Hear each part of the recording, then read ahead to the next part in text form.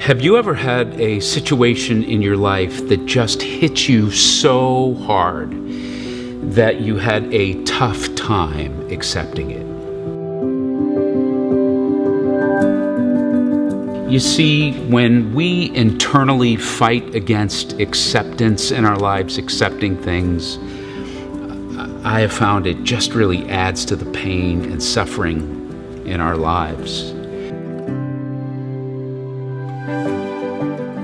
Whenever we fight against negative emotions, it just creates more heartache within us. So today, I'm going to talk about radical acceptance, which radical acceptance, it creates this amazing ability to be able to let go of the need to control, the need to judge. You break free of wishing things were really different than they are.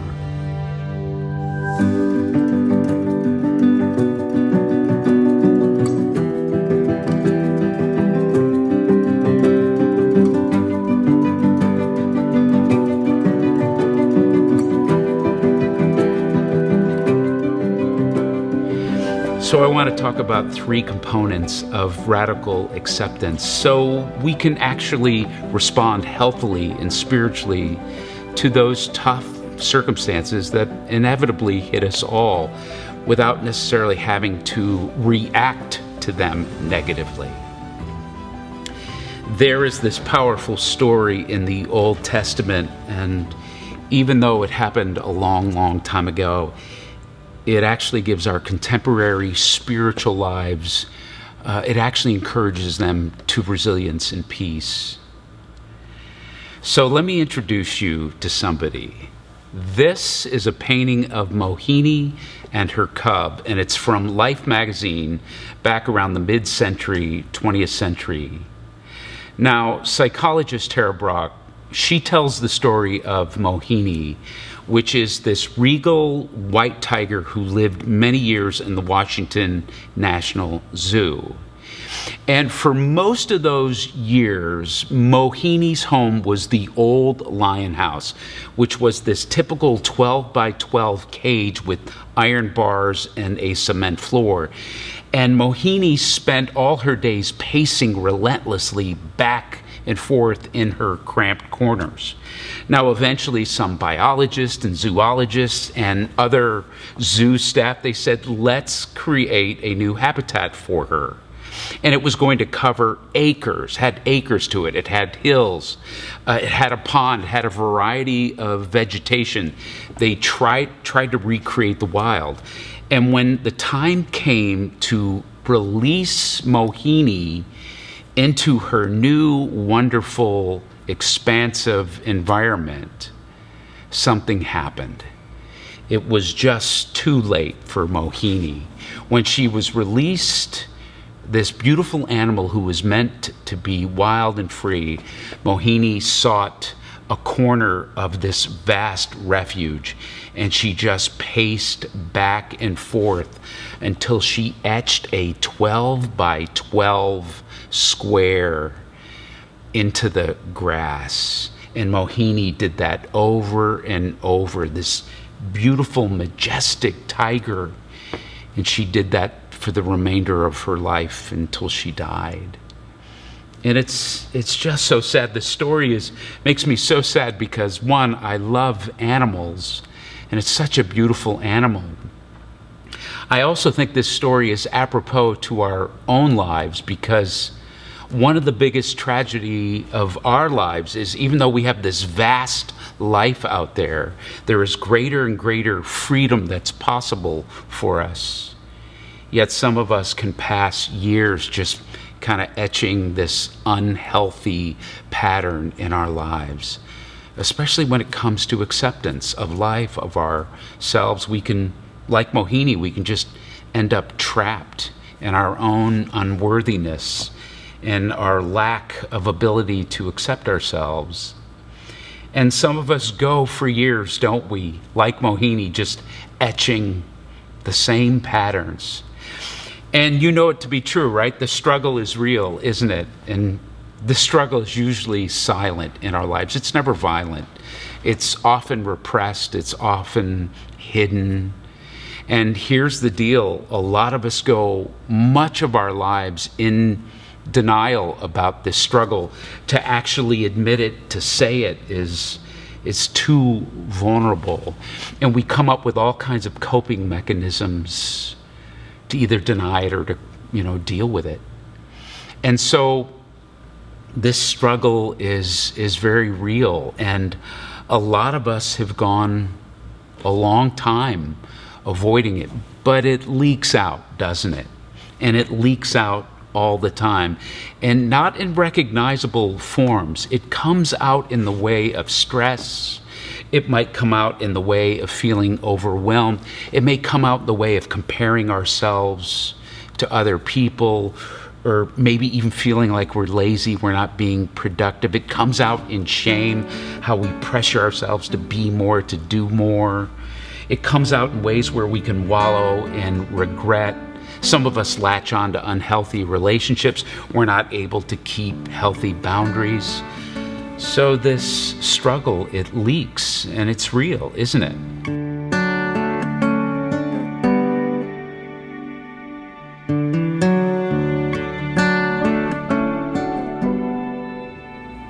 There's this amazing story in the Hebrew Bible in the Old Testament.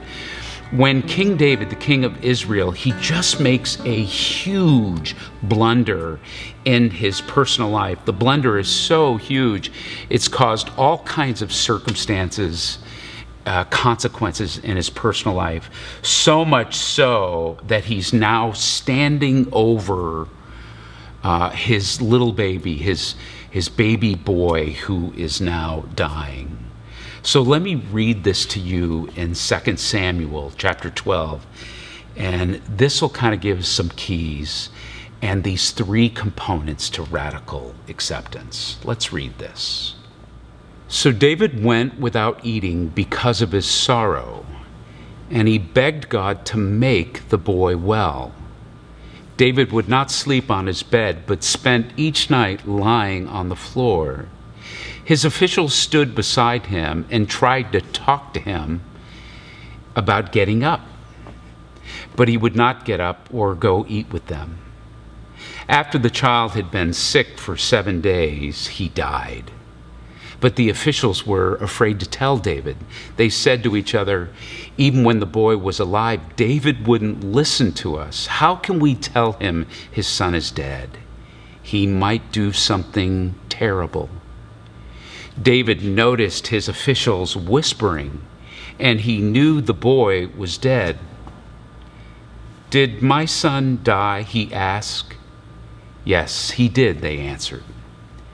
David got up off the floor, he took a bath, he combed his hair and dressed. He went into the Lord's tent and worshiped. Then he went back home. David asked for something to eat, and when some food was brought to him, he ate it. His officials said, "What are you doing? You went without eating and cried for your son while he was alive. But now that he's gone, you're up and you're eating." David answered, "While he was still alive, I went without food and cried because there was still hope. I said to myself, who knows? Maybe the Lord will have pity on me and let the child live. But now that he's gone, why should I go without eating? I can't bring him back. Someday I will join him after my death, but he can't return to me now." Then David went to his wife Bathsheba, and he comforted her. Eventually they slept together, and she became pregnant again and had another son, whom David named Solomon. The Lord loved Solomon. For me, David is in the process of radical acceptance. Now, what is radical acceptance? The term was first coined by a psychiatrist giving some students advice about their wellness. And then it was further developed by a therapist named Marcia Linehan, who was helping individuals with borderline personality disorder and be able to have more adaptive thoughts. But then the concept of radical acceptance, it just spread to our daily lives. And the whole concept of radical acceptance, it already is a cornerstone in Christian spirituality. But I do love how Linehan defines it. Look what she says. Radical acceptance rests on letting go of the illusion of control and a willingness to notice and accept things as they are right now without judging. That is so good. And then later, psychologist Dr. Tara Brach, she popularized the term radical acceptance in her book, Radical Acceptance, that's what it's called. And she applies it to our everyday lives in us accepting ourselves. This is what Brach says. Radical acceptance is the willingness to experience ourselves and our lives as it is. And I'll say this, if you've never read Tara Brach's book, Radical Acceptance, I would. It is just a great, great book. Now, radical acceptance has three main components, and let's go back to the scriptures, actually verse 18. Let me read this to you and point out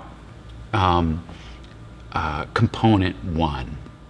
After the child had been sick for 7 days, he died. But the officials were afraid to tell David. They said to each other, even when the boy was alive, David wouldn't listen to us. How can we tell him his son is dead? He might do something terrible. David noticed his officials whispering, and he knew the boy was dead. Did my son die? He asked. Yes, he did, they answered. Now, at first, David's officials, well, they aren't sure they should tell him. They're kind of scared to tell him. They have doubts that David can handle reality, but it turns out not to be the case. He can handle reality. So here's component number 1 to radical acceptance. We have to see reality. We have to see it. We have to be aware of it. So what is your current situation? Are you seeing it clearly? Are you perceiving it honestly? Are you denying anything? You know, people will often say, you know, I can't deal with this, or this isn't fair. This can't be true. It shouldn't be this way. It's almost, we almost think that if we deny it to ourselves, then we'll actually deny reality from being true, or that we think accepting something means I'm okay with it. That's not what acceptance means. Listen, it is exhausting to fight reality, and it doesn't work. Refusing to see things for what they really are. You didn't get the job or promotion you wanted to get.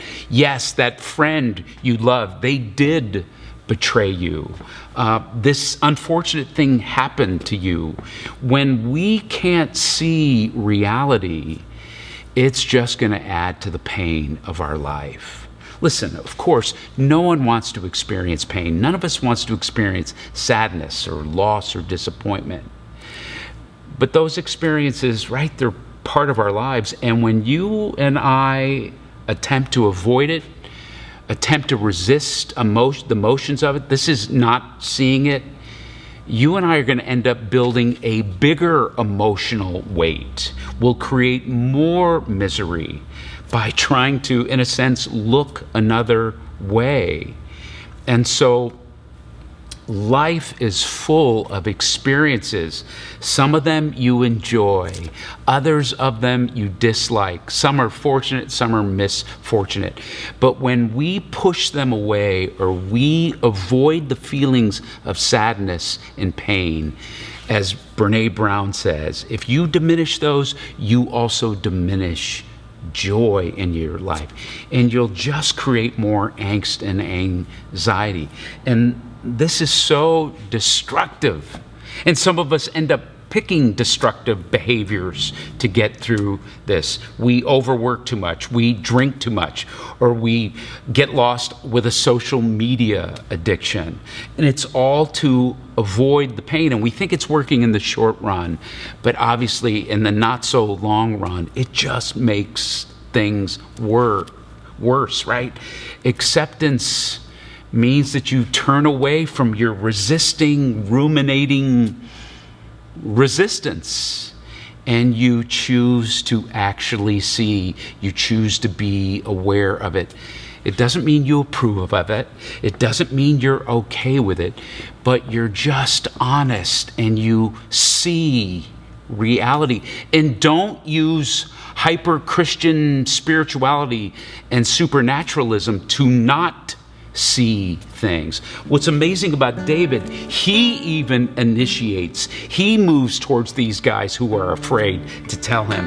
And he says, listen, my son died, didn't he? He died, didn't he? He's dealing with reality. So component number one is seeing it. Are you seeing your reality?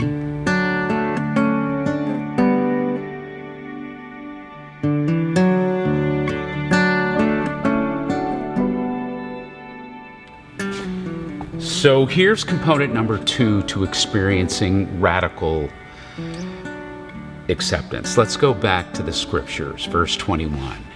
His officials said, "What are you doing? You went without eating and cried for your son while he was alive. But now that he's gone, you're up and eating." David answered, "While he was still alive, I went without food and I cried because there was still hope. I said to myself, who knows, maybe the Lord will have pity on me and let the child live. But now that he's gone, why should I go without eating? I can't bring him back. Someday I will join him after my death, but he can't return to me now." So after you and I see reality, after you see this is my life, what are you going to do? Are you going to deny this thing? Are you going to accept it? David accepts it. Before the child dies, David is thinking, okay, the outcome is still unknown, so he begs God to change it. But then his son dies. And here's what happens. Component number two to experiencing radical acceptance is we have to now accept reality. Not only do we see it, we now have to accept it. This is how you heal. You deal with it healthily. You accept reality, and that means you will experience less spiritual detachment. You'll experience less spiritual hyperbole, and you'll even help your emotions heal as you move along. So take steps towards accepting the truth instead of steps away from it. Does this real situation that hopefully you see, does it bring up emotions? Does it trigger things? Sure, I bet it does. My suggestion is let those emotions simmer inside you. Let them sit there. Don't judge them. Feel them. Experience them. Radical acceptance means you completely and you totally accept something to the depths of your soul. You accept it with your heart, your mind, your spirit. You stop fighting reality, and when you stop fighting reality, you begin to suffer less. You begin to have less reactive anger, right? You can walk by that person who got the promotion that you deserved. When you see the person who's now dating your boyfriend or girlfriend, you just don't seethe with this destructive resentment. Now, it takes time, there's no doubt. But you move beyond the life of Mohini. You move beyond the 12 by 12 square thing you etch.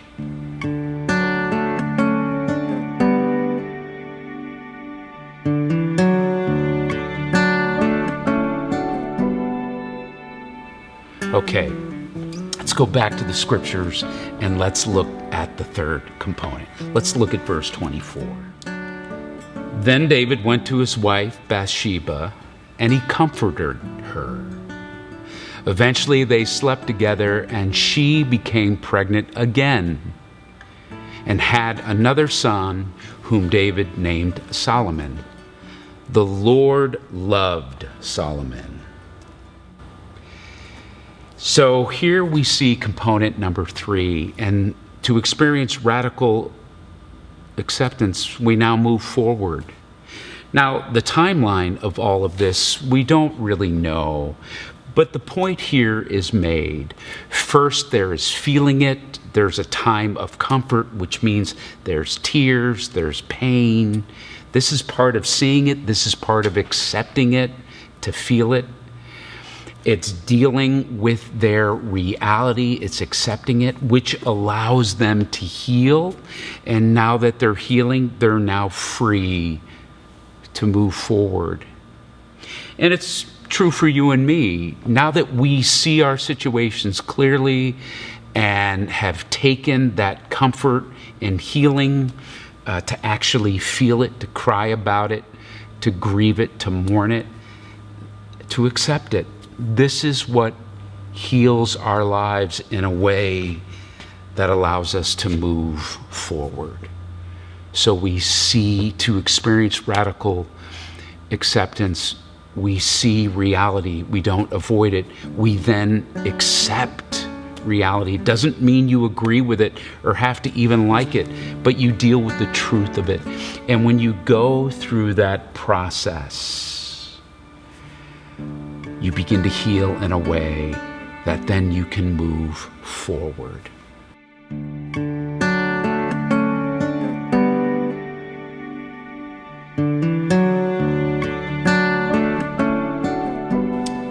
Now, let me say some words about self-acceptance. The way out of our personal cage, our personal Mohini cage, it begins with learning to accept absolutely everything that we are feeling and thinking about ourselves. It's absolutely accepting everything about our lives. Now, when I say accepting, I don't mean you receive the harsh self-criticalness towards yourself. That's not what I mean. It doesn't mean you affirm this negative voice in you that says, I think I'm totally a loser. No. When we embrace with awareness the moment by moment experiences of our life, and we just see the reality and accept what is happening, we accept it in our mind, our body, our spirit, and then we don't try to control it. We don't judge it. We don't pull away from it. Again, I don't mean we put up with harmful behavior, that how someone is treating us or how we're treating ourselves. That's not radical acceptance. That's not what I mean. But I mean you just see the reality. You radically accept what is true around you and how you do feel about yourself. Not saying it's true, but you go, I really treat myself this way. I really am feeling this sorrow, this pain. And it means feeling it. And you don't judge it. You don't moralize it. You just, in a sense, detach from it. And you clearly recognize what is happening inside you. And then you hold an open and kind and loving heart. That's radical acceptance.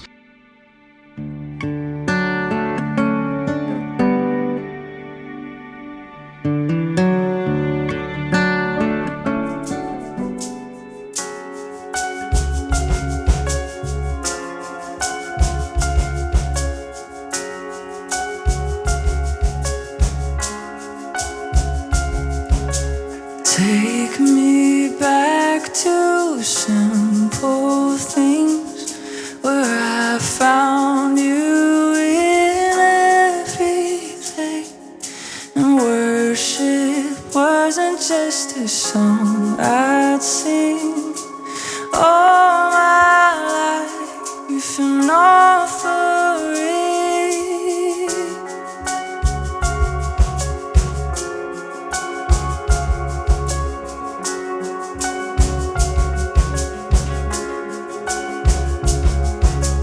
Take me back to simple things where innocence was everything, and like a child my heart would sing unrehearsed and wild and free. I am because you were the center of my heart, and I'm loved because you're loved, and that will be enough.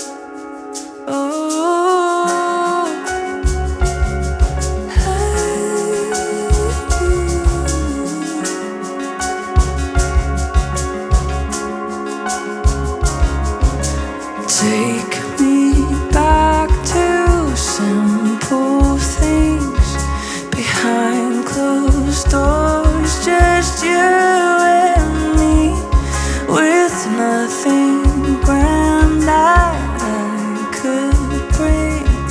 Your presence was enough for me.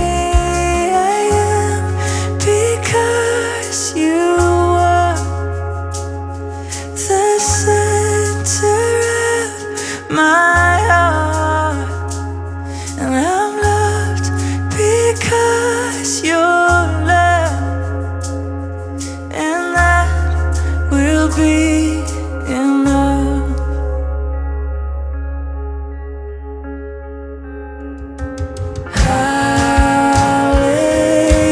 Hallelujah, hallelujah,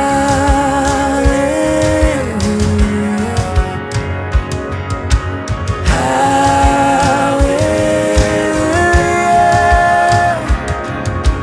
hallelujah. We say hallelujah,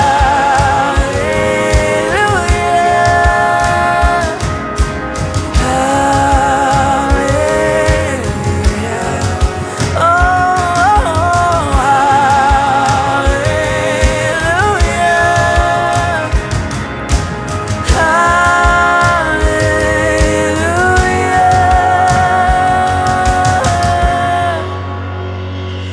And I am because you are the center of my heart, and I'm loved because you're loved, and that will be enough.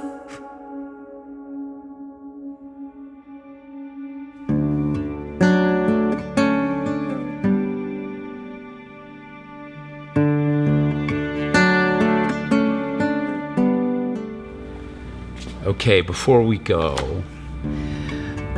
I want to actually give you some exercises that will help you to experience radical acceptance. These are some things that you can actually learn and grow in and practice. And I think they help me. I think they'll really help you. The first one is somatic, and the first one deals with your breath. So whenever you're being pulled in a certain way, whenever you're feeling the stress and tension of life, whenever you're becoming aware that you're reacting, that you're not accepting of something, go right to your breath. It is an actual physical way to take a pause. Start to slow down your breath. Start to mindfully become aware of your breathing, and breathe out and in at a good pace, and focus your mind on that.